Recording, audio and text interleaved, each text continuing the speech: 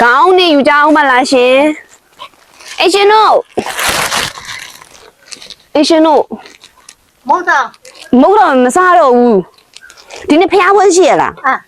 ဟုတ်ဒီအပေးပါအောင်အရှင်ဘယ်လိုရော အဲ့ဒါပဲအိတ်ထဲပဲ ဟုတ်လားဒီအပေးပါအောင်ရှင်ခေါင်းနေအပေးမိုးကလည်းရွာနေလို့ မဝဲချင်းမ အပေးပါအောင်ကြီးကြီးကလည်း ဝိုင်းဝဲမှာချစ်နှောင်းဝဲမှာ ခြေနှောင်းနဲ့ပေးမယ်လေဒီမှာကြည့်ပါဦးဒါလေးတန်းနဲ့ကြီးကြီးဒါလေးတသိန်းနဲ့ ဟာဝဲချင်းမ အပေးပါဦးခုနခေါင်းလေးဖြစ်ဖြစ်ဒါလေးဖြစ်ဖြစ် ချစ်နှောင်းဝဲမှာ ခြေ လို့ နှောင်းနဲ့ပေးမယ်ဆိုခုနလေးနော် ချစ်နှောင်းဒီကိုဂျပရောင်းမျိုး design of love fish လေးကိုအချိန်ပေးကြည့်ရှုအားပေးကြပါတော့လူကြီးမိဘများအားလုံးပဲမင်္ဂလာပါရှင်ဒီအခုရောက်ရှိနေတဲ့ကြေးရွာလေးကတော့ဂျပရောင်းမျိုးနဲ့ခင်မွန်ကြေးရွာလေးကိုဒီရောက်ရှိနေရပြီဖြစ်ပါတယ်ရှင်ဒီတို့ရဲ့မြန်မာဒလေးထုံးတန်းဆန္ဒအရာအခုလိုမျိုးလေးတရင်ကျွအခါသမယလေးမှာအဝေးမှရောက်ရှိနေတော့ရဲ့မောင်နှမတွေမိမိနဲ့အတူတူနေထိုင်ကြတဲ့တာသမီတွေအားလုံးစုပေါင်းပြီးတော့မိမိအတွက်ဆိုပြီးတော့မိမိတုံးအောင်တင်ကိုဘလို့ပုံစံဘလို့ရင်ခုန်မှုမျိုးလေးတွေနဲ့တီးတို့အဖွဲ့သားများကရင်ခုန်စွာနဲ့ surprise ပေးဆင်ပေးထားမလဲဆိုတာတီးနဲ့တူတူဂျပရောင်းမျိုးနဲ့ခမွန်ကြီးရာလေးကိုလိုက်ပါကြည့်ရှုခန်းစားအားပေးပါအောင်ရှင်တီးတို့အဖွဲ့သားများကတော့ဂျပရောင်းမျိုးပဲဖြစ်ပါရဲ့ရှင်ဂျပရောင်းမျိုးကတီးတို့ရဲ့ design of love fish လေးကိုဆက်သွယ်မအောင်လို့ပါကဖုန်းနံပါတ်39ခုခု200 6986 39ခု8086 296ဘိုင်ဘာနံပါတ်39 45833ခု883လေးကိုအသေးစိတ်ဆက်သွယ်မအောင်နိုင်ပါတယ်ရှင်အခုလိုမျိုးလေးအခါရက်ကလေးမှာတည်င်းကျွတ်ဒီဇိုင်းနိုင်အတွက်ငွေလွှဲလို့ပါကလည်းဒီစီကိုဘိုင်ဘာနံပါတ်တစ်ခုတည်းတာဖြစ်တဲ့39 45833ခု883လေးကိုဗီဒီယိုကောခေါ်ရေးငွေလွှဲပေးပါကြဒီများနေပြီးတော့မြတ်တာရက်ခံလိုက်ပါတယ်ရှင်ဒါဆိုရင်တီးတို့တွေဂျပန်မြို့နယ်ခင်မွန်ကြီးရလေးကိုတွားကြစို့နော်ဒါလေးကတော့ရွာဝင်လန်းလေးပဲဖြစ်ပါတယ်ရှင်ခင်မွန်ရွာလေးရဲ့ရွာဝင်လေးမှာဆိုရင်အခုဆိုရင်ဂျာဒီဥဒုကအုံမိုင်းမိုင်းလေးရဲ့အညာဒေတာရဲ့ဂျာဒီဥဒုအခြေအနေမျိုးလေးမှာဆိုရင်အခုလိုမျိုးလေးတရားလှပတဲ့အညာဒေတာလေးကိုလည်းမြင်တွေ့ရမှာပဲဖြစ်ပါတယ်ရှင်ဒါဆိုရင်ရွာအဝင်ခင်မွန်ကြီးရလေးကဘာနဲ့စီးကြုံနေတယ်လဲဆိုတော့ရွာရဲ့ရေကန်ကြီးနဲ့စီးကြုံနေရပဲဖြစ်ပါတယ်ရှင်တဘာဝအလှတရားလေးတွေကိုကြည့်ရှုပေးပါအောင်ရှင်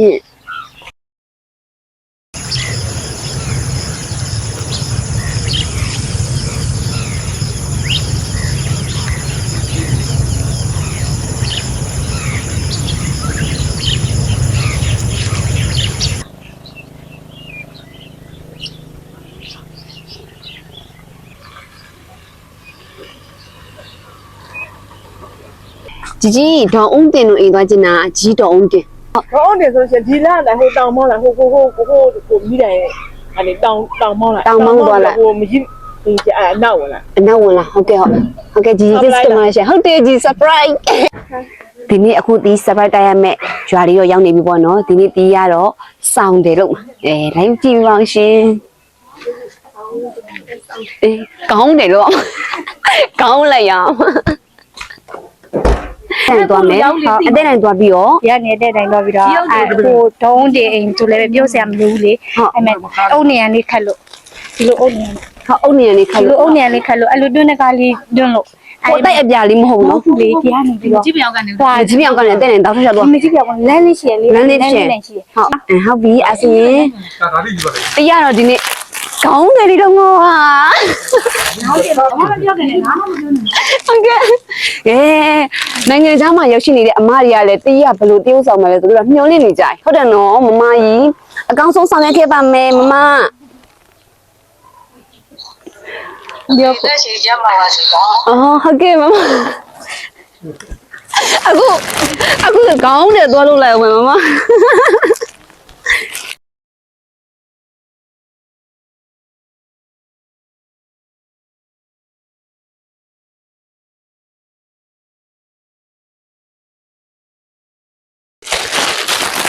ကောင်းနေယူကြအောင်မလားရှင်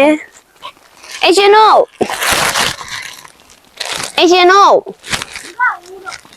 ယူတော့ဒီအားပေးမအောင်လားမိုးလေးရလဲရွာနေရလို့အဲ့ရင်အားပေးပါအောင်လားစောင်းနေရောအရှင်တို့ မဟုတ်တာ မဟုတ်တော့မစားတော့ဘူးဒီနေ့ဖျားပွဲရှိရလားဟုတ်ဒီအားပေးပါအောင်အရှင်ဘယ်လိုလဲရော အဲ့ဒါပဲအိတ်ထဲပဲ ဟုတ်လားဒီအားပေးပါအောင်ရှင်ခေါင်းနေအားပေးမိုးကလည်းရွာနေလို့ သမီးရှော့ပြီးမှာပေါ့နော်ជីជីနော်အားပေးပါအောင် မဟုတ်စားလား မဟုတ်တော့မစားတော့ပါဘူးជីជី စားပါတော့မို့ နော်ယူပြီးအားပေးအောင်လေရွာဖျားပွဲတွေဆိုလေအခုချိန်မှလေစောင်းနေကောင်းနေရလူပဲလေជីជីရလေနော်ជីជីနော် အေးပါအပြတ်မှာပေါ့ အေးဟုတ်အဲ့ဆိုရင်ဒါလေးနဲ့မိတ်ဆက်ပေးအောင်မယ်နော်ဒါမိုးရတဲ့ရွာတော့ခါကြတော့လေတရားပြီးတရားရောင်းနေရ အမောနေစား ဟုတ်ဟုတ်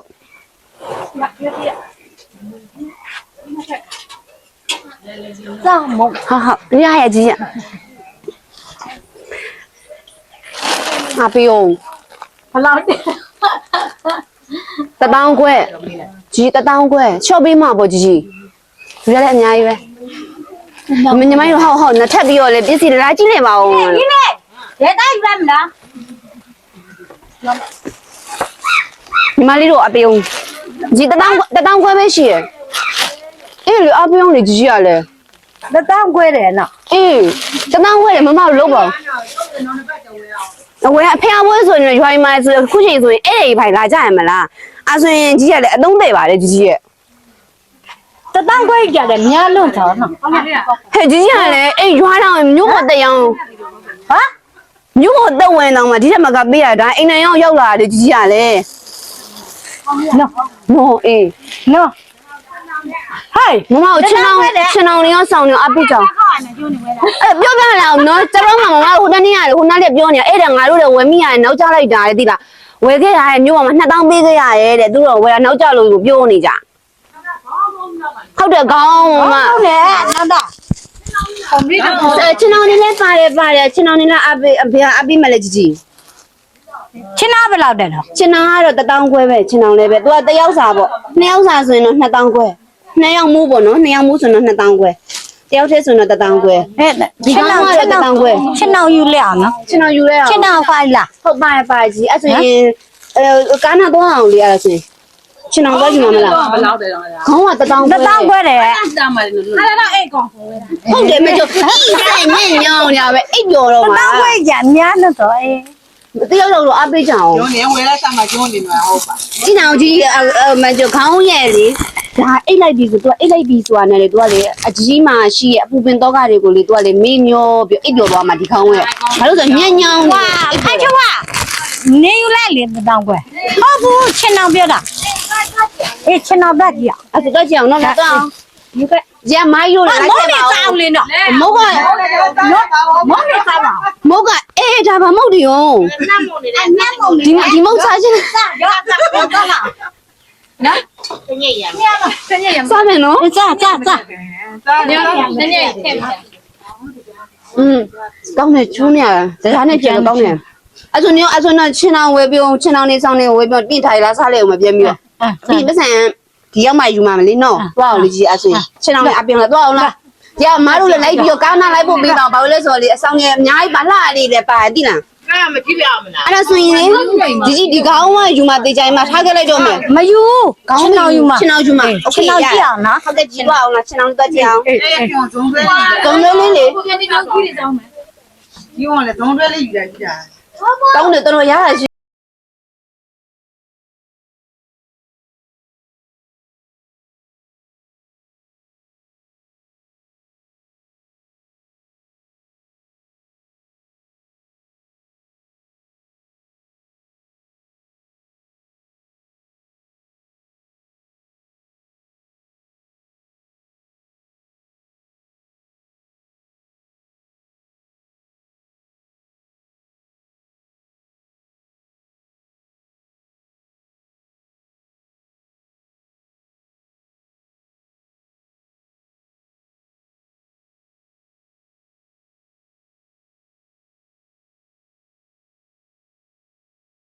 မဝဲချင်းမ အားပေးပါဦးကြီးကြီးကလည်း ဝိုင်းဝဲမှာချင်းနောက်ဝဲမှာ ချင်းအောင်ဝယ်မှာချင်းအောင်နဲ့ပေးမယ်လေဒီမှာကြည့်ပါဦးဒါလေးတန်းနဲ့ကြီးကြီးဒါလေးတသိမ့်နဲ့ ဟာဝဲချင်းမ ဟမ်အားပေးပါဦးခုနခေါင်းလေးဖြစ်ဖြစ်ဒါလေးဖြစ်ဖြစ် အချင်းနောက်ဝဲမှာ ချင်း လို့ အောင်နဲ့ပေးမယ်ဆိုခုနလေးနော် ချင်းနောက်ဘူးပါဘူးဟဲ့မပြလိုက်ဟဲ့ ဒီမှာဒီမှာ ဒီမဲ့ကျင်းအောင်ညို့ထားခဲ့မှာဒီကြီးစီကို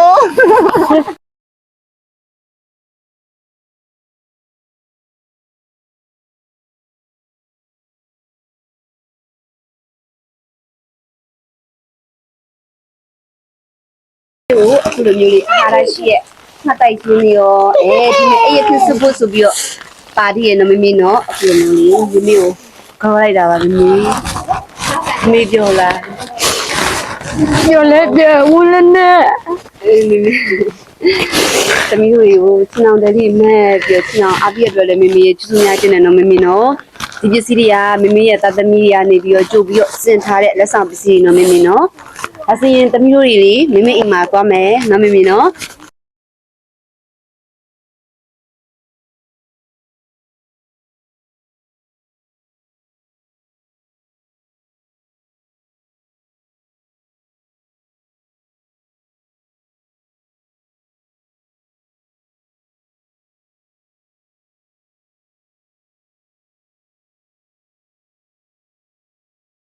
မမရတော့ပါဘူးမမေဟုတ်တယ်ဘာလို့လဲဆိုတော့လိမ္မာတာလေမမေကလည်းနော်ဟုတ်တယ်လေမမေကလည်းဒါပြောအောင်လုပ်ပြရလေနော်မမေကိုလေနော်သူတွေဘလောက်ပဲအဝေးမှာရှိရှိလေတာသမီရဲ့ရင်ထဲမှာမိဘဆိုတာရှိရဆိုတာဒါတက်တည်တစ်ခုပြရတယ်နော်မမေနော်သူတို့တွေဒီလိုမျိုးလေးကြိုးစားတယ်ဆိုတာကလည်းဒါမမေအတွက်ဆိုတာမမေကိုလက်တွေ့ကိုပေါ်ပြပေးလိုက်တာနော်ကြီးနော်အမေကိုဆိုပြီးတော့လေမမေကိုဒီတိုင်းချင်းမကောက်ဘူးတာသမီတွေကအခုလိုမျိုးလေးကရော်ရဲတူတွေကဘယ်လိုလဲဆိုတော့သမီးပြပြပေးမယ်နော်မမေနော်မမေစင်းလေးနဲ့တူတူသမီးပြပြပေးပါမယ်ရှင်ဝမ်းမမဟုတ်တယ်အခုလိုမျိုးလေးလေမမေကိုကရော်ရဲတူကထိုင်းနိုင်ငံမှာနေထိုင်နေလေသမီးလေးဒေါ်မြင့်မြင့်ဆန်ဟာလားသမီးကြီးလားဟာလားမမေသမီးကြီးမြင့်မြင့်ဆန်ကိုနောက်ထပ်တမက်ဥချိုနဲ့မာကြီးမတ်ခိုင်ခိုင်တို့ကလည်းကရော်ရဲထဲမှာပါဝင်တယ်လို့တမက်လေးဥစိုးမင်းအေးနဲ့ဒေါ်တောင်းကြီးကလည်းပါဝင်တယ်နောက်ထပ်တမက်ဥဖုတုတ်ဒေါ်မီတီကလည်းပါတယ်အကုန်လုံးပဲဟုတ်တယ်ကြည့်တယ်တော့ကိုပြင်းမြိုက်ကြီးကြားနေကြကြီးထိုင်းနိုင်ငံမှာနေထိုင်နေကိုအောင်ကျော်စုနဲ့ချွေးမလေးမပွင့်ဖြူပေးရလဲပဲပါဝင်ပါလေရှင်မေမေမွေးထုတ်ထားတဲ့တာသမီတွေမကဘူးတားတွေရောသမီးတွေရောချွေးမတွေရောတမက်ကောကနေပြီးတော့ဒီကမေမေဒေါ်အုံးတင်ကိုအခုလိုမျိုးရင်ခုန်စား surprise လေးဆင်ပြလိုက်တာပါနော်မေမေနော်ဘယ်တော့ပြောစရာကောင်းလဲနော်မေမေနော်သမီးကင်ထားပေးမယ်မေမေကိုလေမေမေကိတ်ထင်မကသေးဘူးမမခဏကင်ထားပေးနော်မေမေကိုအမတ်တရစကားလေးလည်းပြောထားသေးတယ်နော်မေမေနော်နိုင်တယ်ဒီနေ့ကြာရောက်တဲ့မေမေတို့ရဲ့ကြပြောင်မျိုးနဲ့ခင်မွန်ကြီးရွာဖျားပွဲတရင်ကျွလာဆန်း17ရက်နေ့ဒီလိုနေ့လေးမှာမမေရဲ့တားရီသမီးတွေချွေးမတွေတမက်တရားနေပြီးတော့မမေကိုမွေးနေ့စတော်စကားလေးလည်းပြောထားသေးရဲ့အခုလိုမျိုးလေးဘာပြောထားတယ်လဲဆိုတော့လေ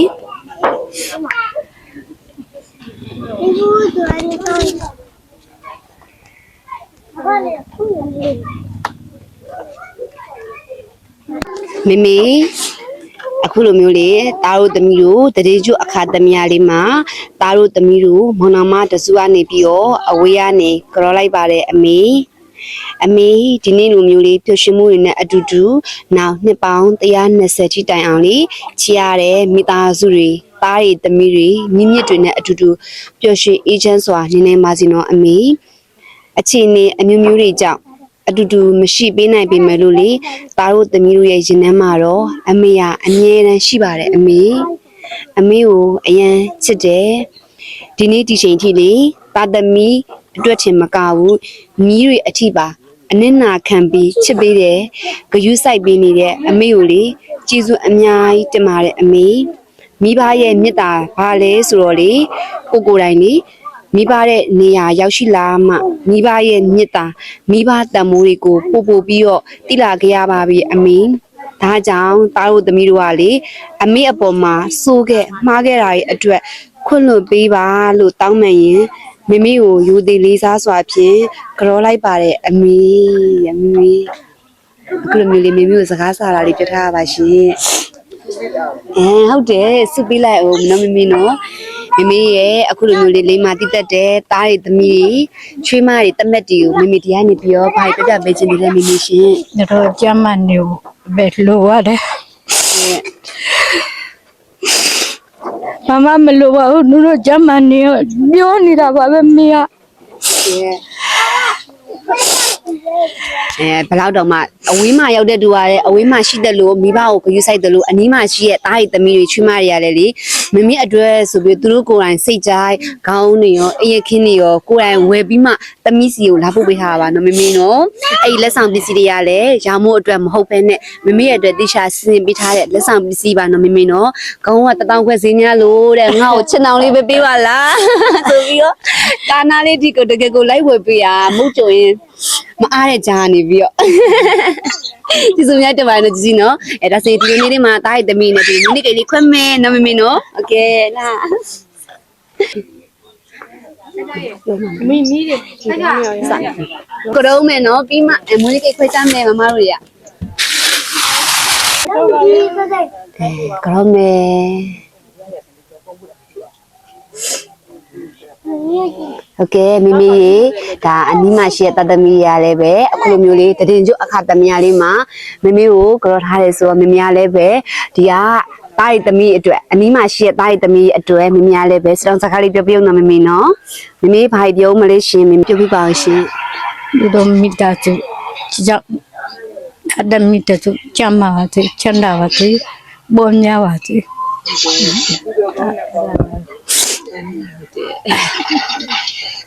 ဟိုအဝိမနေတဲ့ဓမ္မတိဒါလေးလာချမ်းပါစေချမ်းသာပါစေနော်ပေါ်များပါစေ โอเคမိမိရှင်ဒီနေ့တည်င်းချင်မှာပြောလာမိမိရှင်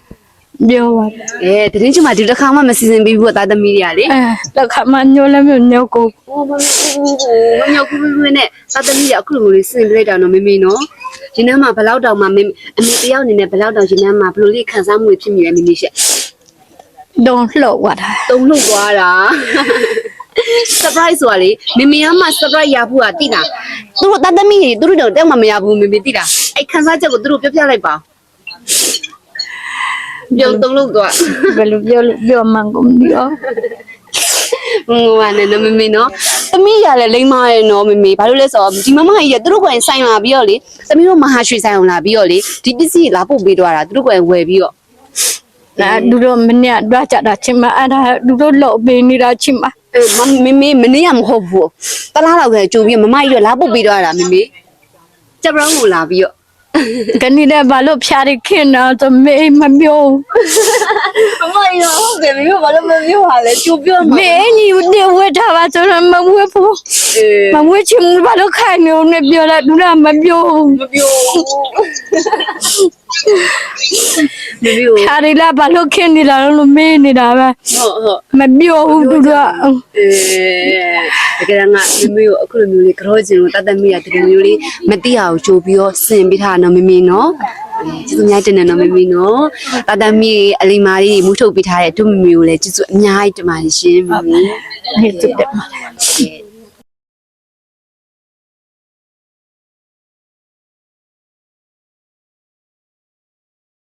2 3 Happy birthday to you Happy birthday to you Happy birthday dear Mimi Happy birthday to you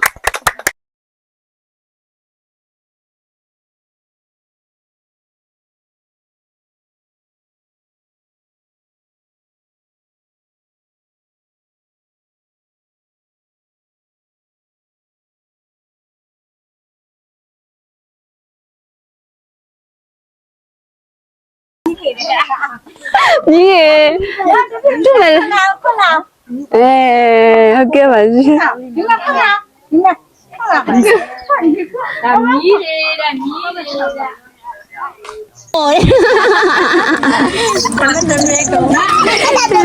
Pura le tuvo, lo que se te hago. Ahora ni allá,